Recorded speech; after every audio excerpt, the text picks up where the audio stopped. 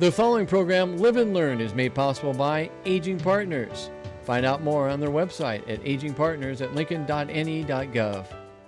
I'm Harlan Johnson, and you know, Cornhusker State Games is coming and it's just around the corner. But before the games, we've got to have the torch run. And they're going to be going all the way across the state of Nebraska, from Wyoming to Iowa. And the guy that puts that on each year is a fellow by the name of Pat Linus Hagedorn. He's a guy from North Platte, and he does a great job. And he's going to be my guest for the Live and Learn show today. Hello, I'm Lita Powell Drake, and today on Live and Learn we're going to be talking about senior scams with Houston Doan. You don't want to miss this one. Stay tuned. I'm Sam Truax, and most of us have heard how important it is to stay active and have some kind of physical fitness program. But isn't that dangerous and difficult for older people to try and do that? Well, today, my guests, Tracy Foreman and Neil Sandoz of the Aging Partners Physical Fitness Center, are going to tell us about fitness programs and the benefits for older individuals. Hi, I'm Chris Beckenbaugh. I'm excited to bring to you a special segment about a Nebraska legend, Bill Clefcorn. Poet, writer, and friend to many, my guest today is Ted Genoways, who will talk about the works of Bill Clefcorn. This and more on today's Live and Learn. Welcome to Live and Learn. I'm Harlan Johnson. On the occasion of the 25th anniversary of the Cornhusker State Games, I had the opportunity, I followed the torch run all across the state of Nebraska. I found out just how important the torch run is. We started in Wyoming, we went to South Dakota, we went to Iowa, we went to Kansas, Missouri, and so it was during that 2-week period that I found out that the torch run is an important tool to the preface of the Cornhusker State Games. And, the games are coming up this summer, and I found out that they were a fundraiser, they were a marketing tool, and little kids would donate their change in order to raise funds for the Cornhusker State Games. So the torch run for 2016 is coming up. One of the guys that's been responsible for the torch run for a number of years is a fellow by the name of Pat Linus Hagedorn. Now, Pat, you're my guest. Welcome to Live and Learn today. Thanks, Harlan. All right. Now, I understand the torch run is going to be just a little different this year. Little bit. For the past 4 years now, we've done a different format to the torch run where we do different legs of the torch run on different days. So for example, this year we do 8 legs in 8 days, starting on Monday, June 6th. We'll kick off in Omaha. We start in Omaha. Yep, we start in Omaha on June 6th and then go all the way west. Out to the Wyoming border, and we'll start at the Wyoming border on Monday, June 13th, and we'll go Wyoming border to Scottsbluff and go from there. All right. Now, that's always a kickoff, and I know as we went through Binkleman and Beatrice and Bridgeport, people were standing on the streets waving us as we went by, but one of the segments of the Cornhusker State Games torch run is the National Guard. You bet.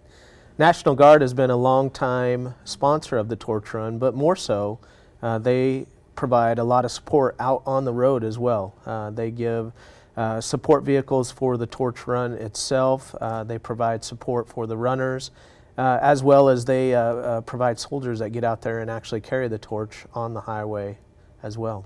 And, many evenings we'll end up in the Armory with a little fellowship. You bet. Yeah. Little fellowship, and so, again, back to some marketing, and the National Guard actually provides a lot of fun when we get to town. They bring out water bottles and towels for the runners and set up blow-up games for the kids. It's a lot of fun. All right. Now, another link in there I know safety is real important, and of course we have the Sheriff's Department. You bet. We wouldn't be able to do what we do without the support of the county sheriffs.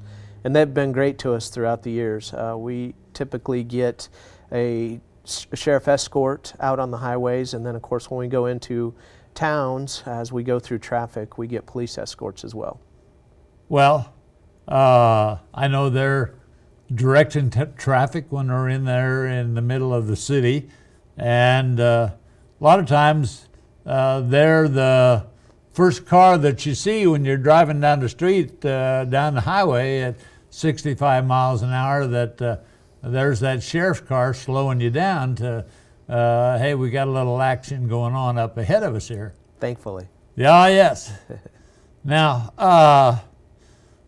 on Tuesday, May 21st this year, we come into the Haymarket Park, and the National Guard really puts on a show for us there. You bet. It's actually on June 21st. It's June 21st. Yep, Tuesday, June 21st. And it's Cornhusker State Games night at Haymarket Park for the Salt Dogs baseball game. But more so, it's the homecoming for the torch run. And the National Guard, again, provides roughly 60 runners, soldiers, that come carry the torch in for us. And it's really a cool evening. It's a great way to respect our soldiers. They come in and line up in formation with the torch and the American flag, the color guard, during the national anthem. It's a very, very cool family fun night. And that's a moving evening, so get a ticket to go out and watch the Salt Dogs play and see that ceremony as we begin the opening ceremony celebration there. Now, that, of course, the 21st, is just 2 days before the deadline for entries. You bet. June 23rd is the final entry deadline for most sports for the Cornhusker State Games. So it's a good night. It's a good way. The torch run is actually a good way to remind everybody that deadlines are approaching. But when we come into Lincoln, that's a good reminder to get your entry in by the 23rd. All right, now I'll throw you a question that we hadn't talked about, but how many runners participate in the torch run across the state? You bet. We have over 500 runners. Hey, Yep. great. And if you count the volunteers that we use throughout the different communities all the way across the state, we involve over 800 people total. Okay, I remember we had a five-year-old that ran with his grandpa when we were running that year. Then we had a 90-some-year-old man. You bet. So we got the spectrum of age group going across the state. So You bet. Torch run entry is just like the Cornhusker State Games. It's a general entry registration. You fill out an application, sign up, and we assign you a mile based on your address and come out and participate. All right, now if they want to sign up and they want to run out at Sydney or they want to run in Norfolk, they can contact your office. You bet. The easiest way is simply to go to cornhuskerstategames.com There we go. and search out the torch run page, and you can register online. You can print off an entry form or simply email us and we'll get you taken care of. All right, and get that taken care of now. Now's a good time to get started. These will be running here during this month of June, so be sure to get it in. Now, the big event. We shoot for the 15th of July, and that's the opening ceremonies. Talk a little bit about that. You bet. The opening ceremonies is an Olympic-style opening ceremonies. We pattern it after the Olympics. It's on, like you said, Friday, July 15th. It's for all registered participants and their families. It's open to the general public. You can buy a ticket and come and enjoy it. But we have everything from a parade of athletes to skydivers to entertainment, to fireworks. It's just a really fun evening, and of course it's culminated with the lighting of the cauldron that indicates the opening of the Cornhusker State Games. And that's always done by that mysterious torchlighter. That's right, I can't tell you. Oh, come on.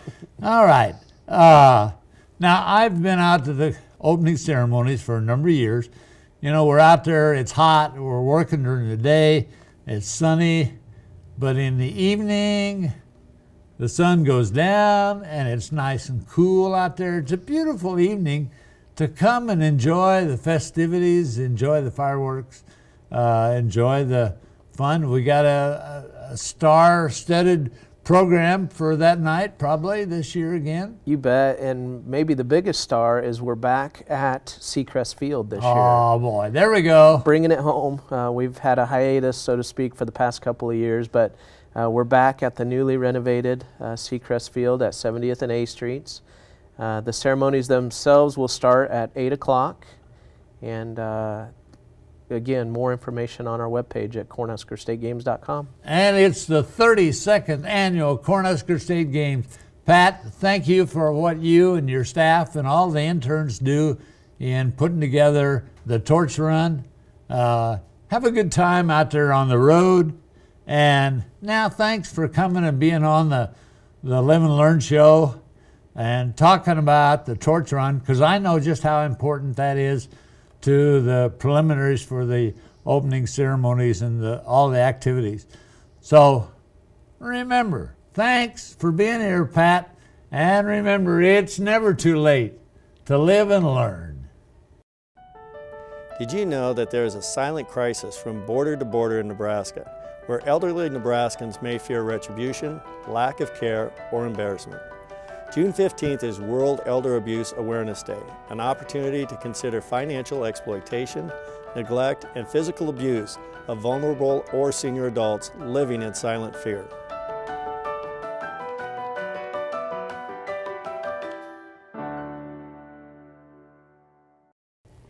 Hi, I'm Lita Powell Drake, and today we're going to be talking with Houston Doan, who has been our financial advisor here at Aging Partners for the past 14 years.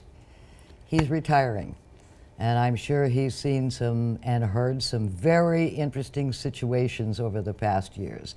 Houston, would you share some of them with us? Well, I think interesting is an understatement, but I think the most tragic that I see continually are the financial abuse of elders by family members. That is very hard. You mean they want the money? They not only want the money, they take the money. We've actually had older adults that have been in nursing homes and had plenty of money, and all of a sudden it's gone, and the children have taken the money and spent it. And we see that often, and it's hard. It's hard. Well, what would you say were the three most common scams that we have encountered? Well, today we've just seen a resurgent in the grandchild call. That is, they get a call grandparents get a call out of the blue. Your grandson's in the hospital in Toronto. Needs $1,000 so he can get a bus home. Can you help him? Or actually someone posing as the grandchild. And of course, older adults may be hard of hearing. Oh, that's right, my grandchild was going on a trip, and they send the money off. And that's coming, I think, around for the second or third time. Well, what do you advise people when they get a call like that to do? Well, first of all, I think if there's a doubt, any doubt at all, get a phone number to call back. From the person who's calling? From the person that's calling. Yeah. The second thing is if they say, hey, I'm your grandchild and I need your help, call your children and say, is it true that my grandchild is in Toronto, Canada? And they'll say, no, they're right here. they're going to school tomorrow, well, then we know. But the thing to do is not make an immediate decision. Just wait. Just wait. Because it's very emotional. And many times people make the wrong choice when we let our emotions play into the decision. How do these people get your name and your telephone number? These people are smarter and quicker than everybody else. And thousands and thousands of these phone calls are placed every minute. Isn't that something? Yeah, every minute. What about the collection agencies who call? Oh, that's a good one. Sometimes called phantom debts. Get a call and you have an old charge card that, you know, we're going to send you to collections, but we'll settle. That's a good one. And, you know, you're going, old charge cards? You know, what do you mean? And they'll pressure a lot of our older adults into settling and, again, either mailing off a check or, better yet, going to Western Union and sending the money to Lord knows where. Not that long ago, I got a telephone call from a police officer, supposedly, that I had not shown up as a witness for a trial that was going on. And I said, what? Because I have never been called for jury in my entire life. I mean, I've never served on a jury. I was called twice. Many years ago, I happened to know the judge in one, so they disqualified me, and I knew the attorney in the other, so I have never served on a jury. So here's this police officer saying, I didn't show up for jury duty and wanted to charge me. He sounded very official, though. Oh, they are good. And yes. so I said, I know the mayor. I'm calling the mayor, and at that point, he hung up. But Good I for can, you. know, well, but a lot of people, it was very it's scary. authentic sounding, and it was just that I knew I'd never served on a jury, and so that. And again, remember, the police aren't going to call you if you didn't show up. That's right. That's right. Yeah. That is but exactly you know, right. a lot of our older adults don't know these things. Yeah. What about the IRS scams? Oh, that's a good one. That one's coming around again. Oh boy. I've gotten about 3 phone calls. You get this call. You owe the IRS X number of dollars, or we're going to either A, come arrest you, or B, we're going to freeze your bank accounts. It's very threatening. And I've had 3 of those calls myself. What did you say? Well, I said, on one, I said, well, you know, I don't have any money, but would you take some chickens? And they hung up. You know, I kind of have fun with them, but it's deadly serious.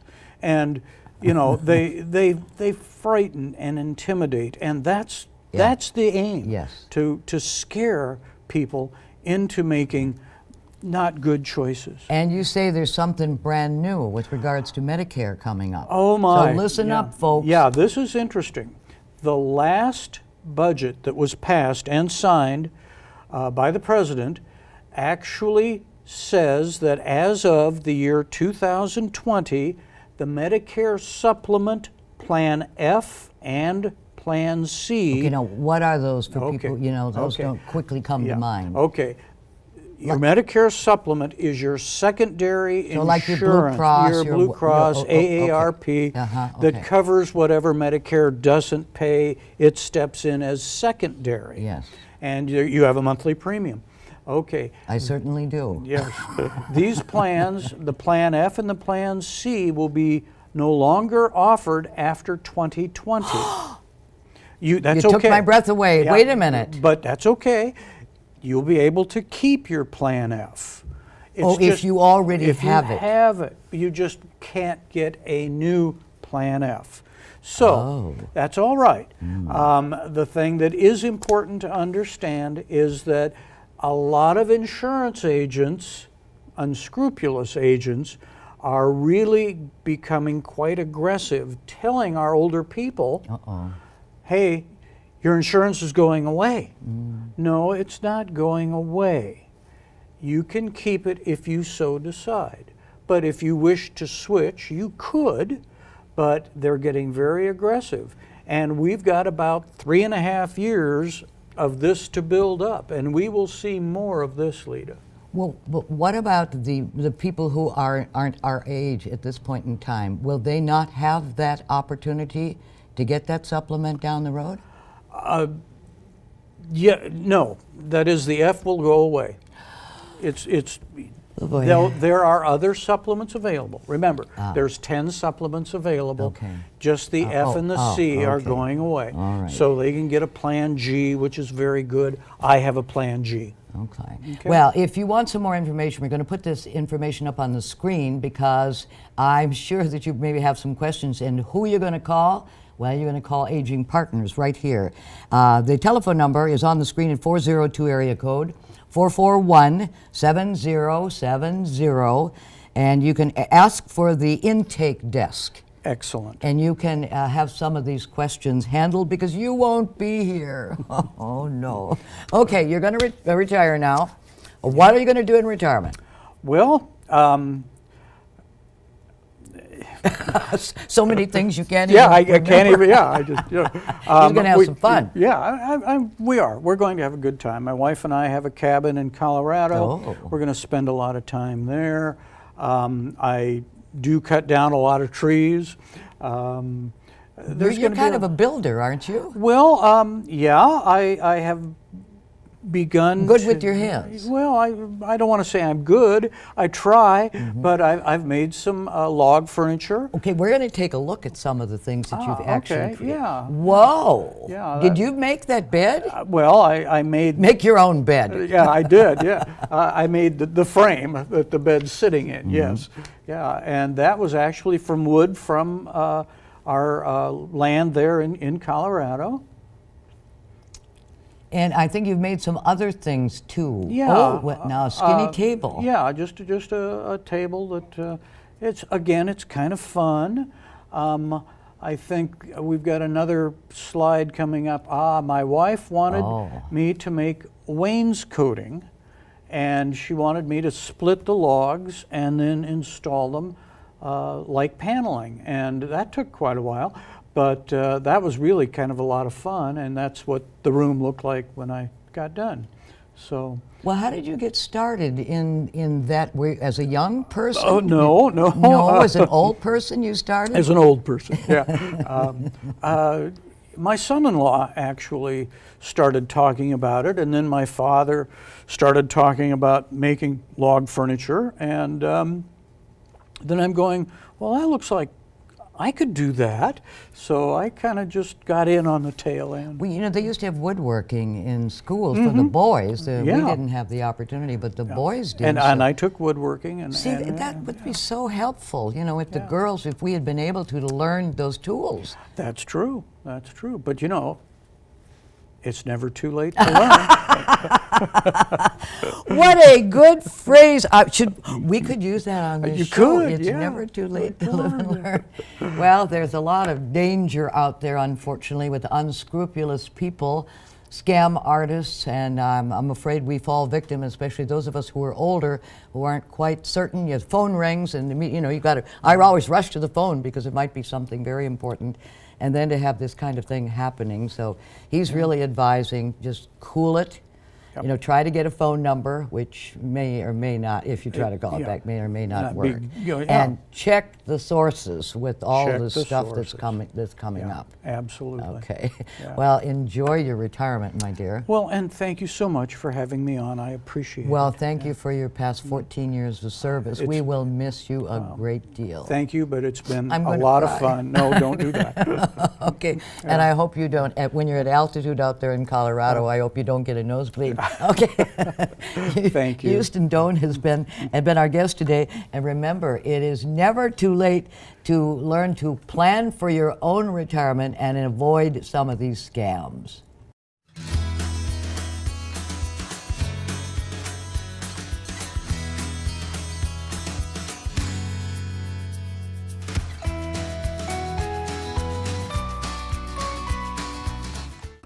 I'm Sam Truax, and today my guests on Live and Learn are Tracy Foreman and Neil Sandoz, who are here to tell us about the Aging Partners Fitness Center programs and the benefits of those programs.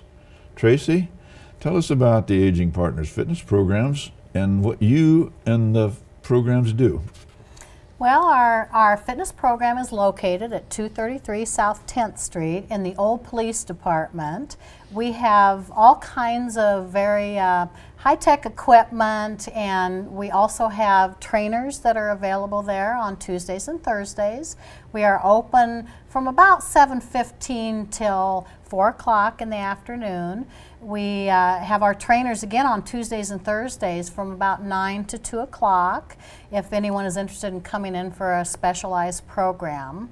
But our fitness program really extends out into the community also, because we have lots of fitness programs. We have Tai Chi and yoga. We have dynamic movement and music and movement classes out in the community. So we're pretty far reaching, and we do cover an 8-county area, so we go out into other counties at times to do demos, and we have fitness instructors that move to different counties at times to do their fitness routines. So you really have programs in locations like somebody's gym or things in other communities. Correct. We may be at churches or at community centers or senior centers here in Lincoln. That's great.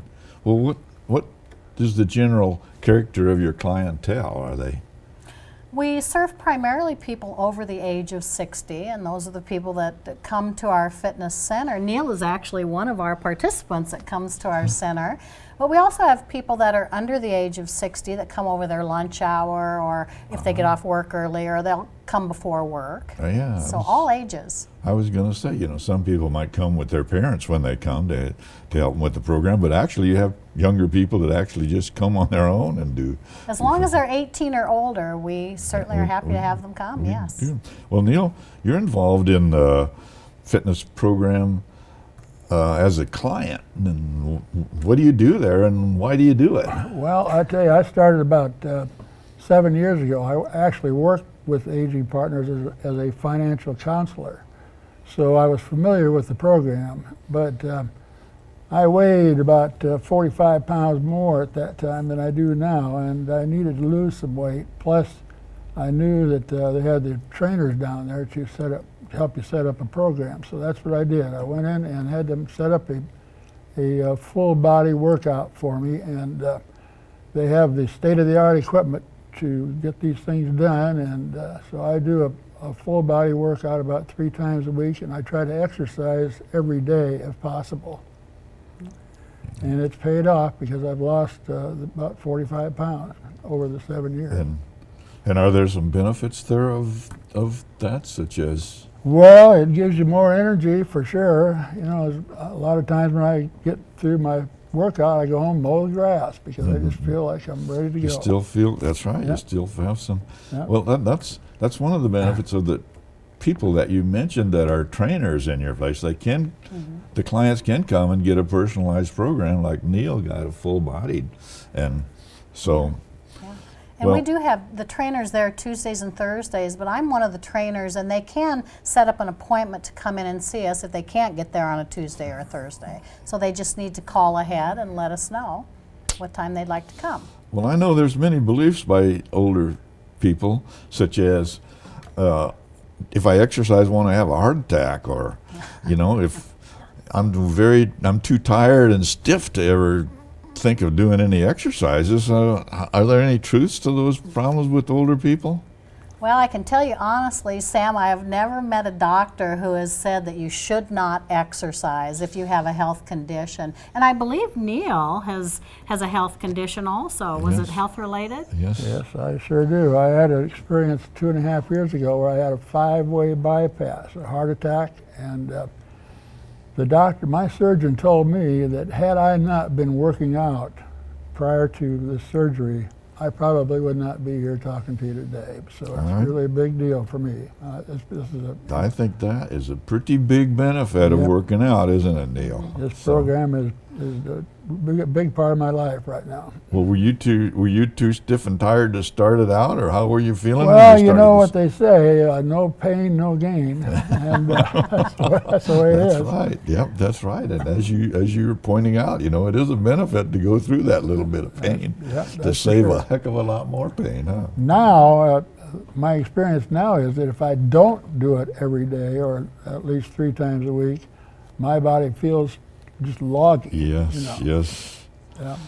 What do people have to do, Tracy, to get into the fitness center and to get started on a program? Do they have to join, or what do they do? Well, they can either call ahead and let us know that they want to come in, or they can just drop in. We encourage people to just drop in. You don't have to make appointments to do that. You can take a tour of our fitness center if you like, and then we would get you set up on a fitness program. And we certainly want to know what your limitations are. We have people that come in that have Parkinson's and MS, or that are on oxygen and have certain limitations. So we'll want to know that so we can really fine-tune the program to what your needs are. And many people have the desire to lose weight, or to become more flexible, or develop stronger upper body strength, or whatever their desires are, whatever they want to achieve, we'll work with them. Well, have you ever had anybody who was worried about having a heart attack because they exercise, you know? I mean, did they? Well, I would say that part of the reason that people do become ill or stiff and tired, as you said, or have health conditions is because of a sedentary lifestyle Yes. more, or because of negative choices that we make in life. And exercise certainly contributes to better health, and certainly weight loss, which more weight on your body affects your heart. So I would say the chance of having a heart attack when you work out are not non-existent, but probably Pretty more slim than yep. when you don't work out. So, Well, health clubs and fitness centers, you know, actually have initiation fees and monthly payments that might deter people from wanting to join the fitness center. right. That's the great thing about the Aging Partners Fitness Center. They don't have to sign any contracts. We have a suggested contribution of $10 a month. And if you determine that that is too much for you, then that we certainly do not require that. So we do ask that if you are under the age of 60 that we have a $15 a month fee, which is still pretty darn reasonable, and you can get the trainer with that and any other program, and you can certainly participate in the seated Tai Chi classes that we have available at our fitness center, and any other classes or opportunities that we have there. So. Well, since the fitness center is downtown here, do some of your clients ride public transportation to avoid driving and parking in the downtown area, or? We do have people that ride public transportation downtown. If they come to our senior center, which is located at 10th and O Street, they can actually ride on one of our vans. So we have vans available, and all they have to do is call our number and get that set up. No, that's right. I forgot about those vans that are available to seniors. Yeah, and plus they can have a nice meal over at the center also, which is just really about a block away from us. So it's a nice little walk over there. And they will shuttle from the senior center over to our fitness center and then pick you back up and take you back to the center. So it's nice. Well, Neil, you've become quite an advocate for the fitness center. For one thing, it probably saved your life, but you're kind of a crusader for the whole thing, aren't you? Because we're having a mayor's conference here. Yeah, I'm a believer. Invited to. I'm definitely a believer in the program because of what it's done for me, and I just feel that people should definitely do something to better their lifestyle, and this has helped me become a better person. And also, they help you with eating habits too. That's another thing. Oh that we yeah, didn't that's a good thing. So, in fact, I got hooked up with a person from the University of Nebraska who helped me with my eating habits, and that helped me with the weight loss also. Yep. And Aging Partners does have nutritionists on staff if you're interested in meeting with a nutritionist. So, and as I said before, we can kind of fine-tune your fitness program to fit your needs. Well, I'm very familiar with a lady who was having a lot of high blood pressure problems, and it was recommended. Well, it was really no lady; it was my wife. But she was recommended to try and get into a physical fitness program. She didn't do very much physical, but she did lose weight. And by golly, it wasn't just 2 or 4 months, and she wasn't taking her high blood pressure medicine anymore for many, many years. I mean, it was really a short-term cure for her. We have seen people reduce their medication needs and in some cases even get off of their medications. And we've also seen them no longer needing to use their canes or moving from a walker to a cane because they've started to exercise. So it makes a difference. Yes, that's great. I do believe that would be true. But cable channels 5 and 10 have exercise programs in the mornings every day. And so couldn't people just watch their TV and not have to come down and still get the same results, do you suppose? We do have a lot of people who are confined to their homes. They don't have transportation or don't drive, or maybe their health limits them from being able to go to a place to work out. So 5 City TV and 10 Health does have programs on, their fitness programs, and they start early in the morning, and every half an hour there's a new fitness program on, so they can work out from their home. Now if people are like me and think it sounds great in theory, but they don't do it, then coming to the fitness center really gives a person accountability. I think the important part about that would be the trainers that you have there, Yes. can really tell them. And also, people get involved in that kind of stuff, and you have friends there, and you kind of improves your social life too. It really as well as does. your We have a very social group of people that are regulars. We average about 30 or more people per day that come to our fitness center. That's great. Well, I'm sure happy to make our viewers aware of this program because it's really a great one. And I, for one, like Neil and Tracy, think it's very important for people, especially older adults, to stay active through some kind of physical fitness program. And I was born in 1936, and I'm pretty healthy and able to do things that many sedentary older adults can't do. Like last year, I was hiking in the mountains of Wyoming on a hunting trip, and I do ranch work a few months out of the year. And I credit the ability to do that to the fact that I participated in physical fitness workouts every day myself, like Neil does. And so you too, our viewers, can improve your quality of life by getting involved and using the expert trainers at Aging Partners Fitness Center to basically start your program and continue to get you into improved quality of life.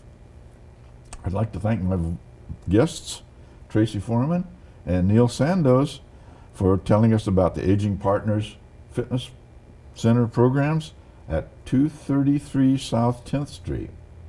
And remember, it's never too late to live and learn or to start exercising. Did you know that there is a silent crisis from border to border in Nebraska, where elderly Nebraskans may fear retribution, lack of care, or embarrassment? June 15th is World Elder Abuse Awareness Day, an opportunity to consider financial exploitation, neglect, and physical abuse of vulnerable or senior adults living in silent fear.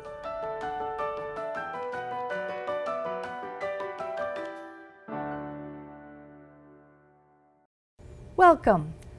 I'm Chris Beckenbaugh, and it's my privilege to talk about a Nebraska legend, Dr. William Kloefkorn. My guest is a man who knew him well, a poet and a renowned author in his own right, and a lover of poetry, Ted Genoways. Welcome, Ted. Thanks for having me. It's our pleasure to have you here. For those of us who grew up in Northeast Lincoln and knew Bill Kloefkorn or were privileged to study under him at Nebraska Wesleyan, we know what a special man he was, and I know you do too.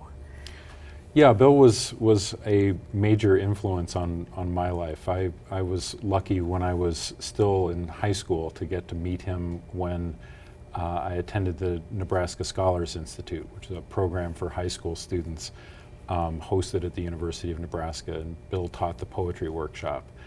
And for me, at an age 16, 17 years old, to get to work with him, and not only to have him critique the poems, but to have him writing along with the class and bringing poems in and sharing his process was really life-changing. And it was the sole reason that I wanted to go to Nebraska Wesleyan and keep studying with him when I was an undergrad. For those who don't know Bill, can you describe him as a person, as a man? What was he like? Well, Bill was, he was very personable and outgoing, and but the thing that was funny was that Bill had all sorts of particular interests, and he was not afraid to pursue them and elevate them. I mean, sort of legendarily, Bill was a fan of hog calling, and he was also a fan of kites and walking sticks. I think he just about filled his home with walking sticks. And anything that really caught his fancy, Bill didn't see any reason not to pursue it. And to me, this was really part and parcel with the kind of work that he did as a writer. He didn't see anything as beneath our attention. Anything that existed in the world was worthy of careful attention and worth scrutiny and thinking about. And in so doing, he was often able to elevate things that escaped the attention of many people to things that were worthy of poetry. And I know that Bill loved his family greatly. That was a huge influence on who he was and what he was about. Definitely so. Yeah, Eloise and his kids were not only central to his life, but really a major part of his work and his writing. And I think any of us who knew him knew that, but really anyone who knows his poems and his memoirs, I think you feel that you come to know the family that way as well. I mean, he really brings them in. And I would say the same is true of his parents and the people that he grew up with, that he really populated his work with all of the people who had touched his life. As I researched in preparation for this discussion, I learned that Bill was not only a brilliant writer, but also a prolific writer as well. He left behind 31 collections of poems, 4 volumes of memoirs, and many, many works of fiction. I know it's difficult, but could you possibly pick a favorite out of all of those? Well, I have many favorites, I have to say. I mean, certainly Alvin Turner as Farmer was a very, very important book for me early on, Bill's first book, because it was something that really spoke to me as a kid who had grown up in Pittsburgh as I did, but had family here in Nebraska, and really regarded the Great Plains as a landscape that I came to late and was trying to understand. Bill's poems, and particularly that book, spoke to me and really helped explain this landscape to me. But as you say, I mean, the thing that I can say about Bill's work, he really did have a work ethic about the writing. And you know, when he was at Nebraska Wesleyan, he came in every morning, was there in his office, was available for students, especially students like me who were coming by to pester him. But if there weren't students there, he was at the typewriter working. And he produced a lot of work in that way. And I have to say that I was always fond of whatever Bill was working on at the moment. He was always, to me, exploring new things and not trying to repeat the things that had made him well known, but continuing to pursue those interests and figure out what the next work could be. Well, writers and other artists are often described as having periods or phases in their work. And you've already referenced Alvin Turner. Was that some of his earlier work? It was, yeah. So Alvin Turner was the first book of poems, and it really was the template for the first few books of poems. Essentially, what I think of as a novel in poems, that where you have a set of characters who you follow through a single narrative from beginning to end, and the poems are read in sequence and tell a story. Bill was originally a fiction writer, and I think at that point was really approaching poetry from a fiction writer's perspective, and in particular had been very influenced by William Faulkner and had this idea of creating a landscape that he would return to, and that was built out of his hometown and the people he had grown up with. And Alvin Turner, the first of those characters, was really based on his grandfather. Can you introduce us to Alvin Turner? Sure. So the poem of Alvin Turner's that I always think of as being almost a statement of purpose for Bill's early work is a poem in which Alvin himself is speaking and is kind of taking inventory of his farm.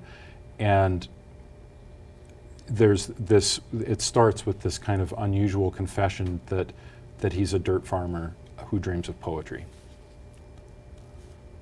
So the poems are untitled, but this one begins. I'm a dirt farmer who dreams of poetry. Is that so strange? Is anything? I have bent myself thankfully over the heat of cow chips. When the Lespedisa flowers, I breathe its blooms. The calf I winched to birth grows legs like oaks to graze on, and stuck hogs bleed for breakfast. This morning at milking, I kissed the cow's warm flank, and she kicked the milk to froth beneath my knees. I forgave her, then cried with the cats. Now the manure is in bloom, thistles defend the driveway, and corn cobs gird the mud beneath my boots. Plotting harvests, I roam my acreage like a sweet spy.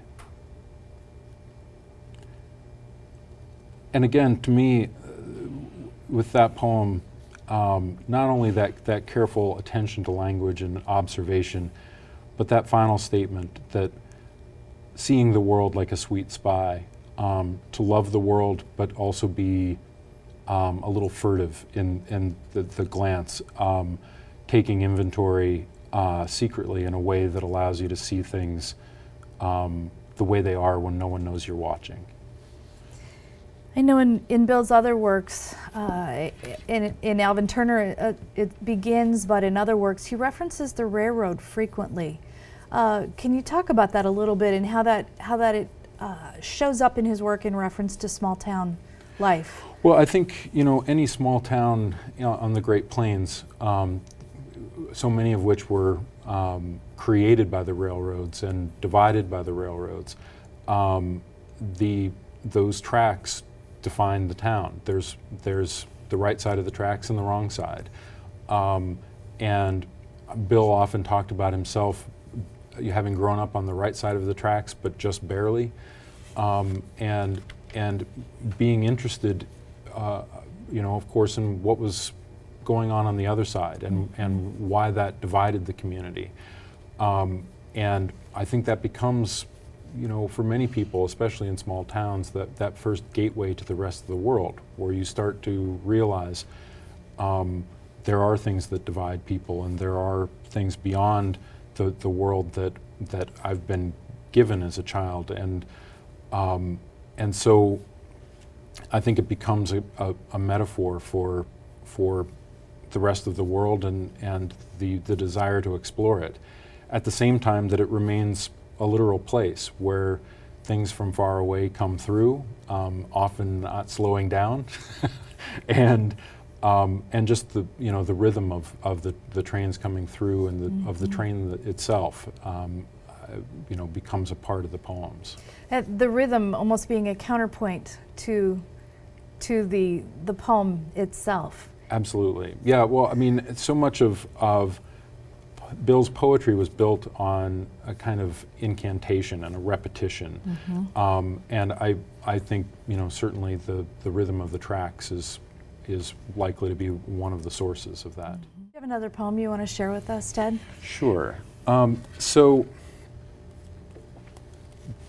we talked a little bit about Bill's family. I wanted to read a poem of his that I think is that really sort of reveals him both as teacher and storyteller, and of course as grandfather. This poem is just called "My Granddaughter, age 3, tells me the story of the Wizard of Oz." There is a brain, she says. Right here, she says, pointing to the front of her head. But the Scarecrow doesn't have one yet, not until the end of the story. And there is a heart, she says. Right here, she says, pushing an index finger hard against her chest. But the Tin Man will not have it until the end of the story. And there is courage, she says. Right here, she says, pushing a fist against her stomach. But the lion will not have it unless I tell the story. Shall I tell the story? Yes, I say, tell the story, all of it, from beginning to end. And I am swept with Dorothy and Toto up and away to a place far removed from myself, to the truth all over again that nothing is true until told, not the brain, not the heart, not courage, not even the witch, who is the last to go, the teller now in absolute control, her eye, the eye of all storms set straight at the end of the story. So, again, you know, a very small moment, but a moment that struck Bill as important and a story really about storytelling. The work you're reading from, Ted, it was a work you edited. Tell me how that came together and tell us about this work. Sure. So Bill was incredibly generous as a teacher and writer, and among the things that were really important to me, Bill gave me the opportunity to work with him on editing his work on a couple of occasions. And this particular book was something that we saw as a project that would gather the best of all of his poems from a whole career, more than 40 years of publishing, into a single volume as an introduction to his work. And to me, it seemed especially important because he had been so generous with his work early in his career with small presses that were trying to get up and running, that many times the books had gone out of print and were hard to find. And so I wanted to have all of those great poems available in just one place. What's funny, the book is called Swallowing the Soap. We talked about lots of different titles. This one to me seemed so especially appropriate because it had to do with Bill's habit of getting his mouth washed out with soap when he was a kid, because of the words he chose when he was young. Now, ultimately, that experience, what it taught him was that, and what the poem is about, is him saying that, you know, sort of developing this taste for the soap because it is the thing that allows you to say what you want to say. And that, of course, became his life's work. And Bill loved colorful language a great deal, both on the page and in person. And I think, you know, that kind of earthy language that he brought into his poems, the title for me spoke to that. So it's Swallowing the Soap, the collection of William Klefkorn, edited and introduced by Ted Genoways. And it's available in print, and I hope people will go out and look for it. Well, a later work that I have not had the pleasure of reading is Welcome to Carlos. And Mary Kay Stillwell again describes Klefkorn's word choice both as exact and evocative. Well, I would say that describes all of Bill's work. I'm wondering if this is particularly evident in Welcome to Carlos, in your opinion. Yeah, well, the thing that is interesting about that collection of poems to me, Bill, as I said, had built this kind of universe of characters from his hometown, all based on real people he knew. And Carlos was someone who had popped up in a few collections here and there.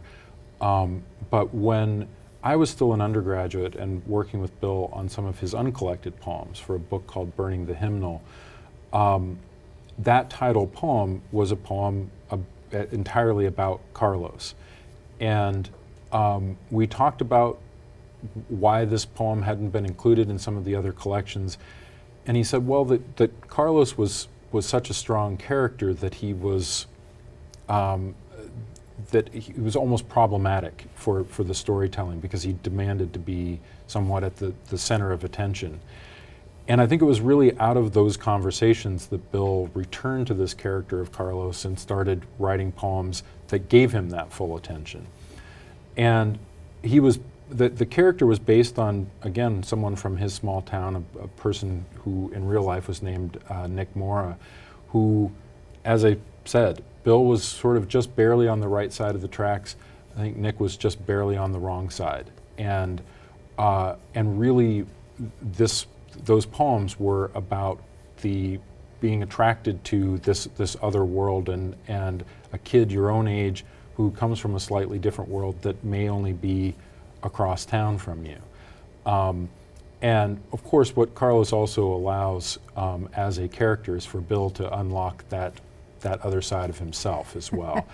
And so those poems are they are incredibly precise, but they are also some of Bill's wildest poems, and some of those that explore childhood through a much more kind of chaotic and carefree way than some of the others do. And that might have led to the need for more soap.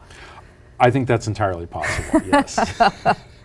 Well, during his lifetime, Dr. William Clefcorn, how I very seldom heard him referred that way, he received many honors, awards, including his appointment as Nebraska State Poet in 1982.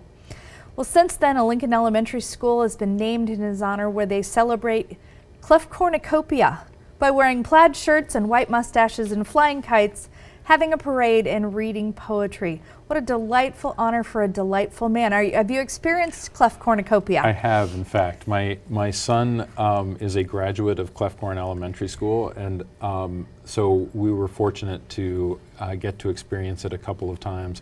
And it is a wonderful experience, and it's great too that Eloise, Bill's wife, has been involved every year, and she's incredibly involved with all the kids at the school, and so the kids know her and are delighted to have this kind of celebration of Bill and his work at the end of every year. And I tell you, for those of us who miss Bill personally, not just miss his new work, but miss the man, his spirit is very much alive in the halls of that school, and it's there are hundreds of kids running around there who can tell you all about Bill and his work.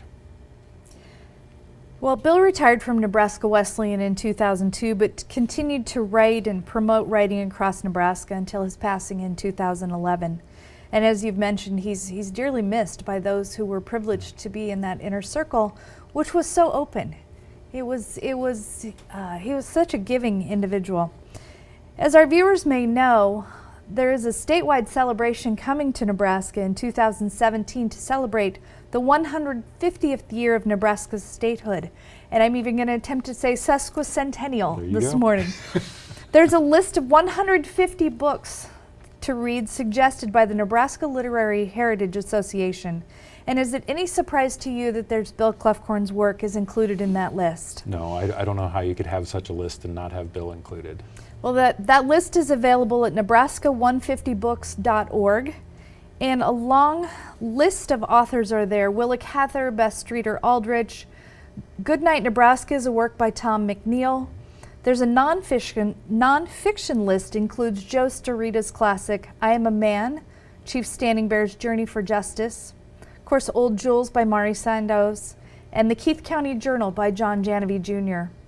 Young adult works include Bag in the Wind by Ted Kuzer, Eleanor and Park by Rainbow Rowell, and poetry by Neihardt, of course, John G. Neihardt, our Nebraska Poet Laureate, Potato Soup by our current state poet Twyla Hansen, and Nebraska, This Place, These People by William Clefcorn. I understand this collection is Bill's only book devoted entirely to Nebraska, is this Nebraska work. That's right. That's the collection that gathered all of the poems that are specifically about Nebraska.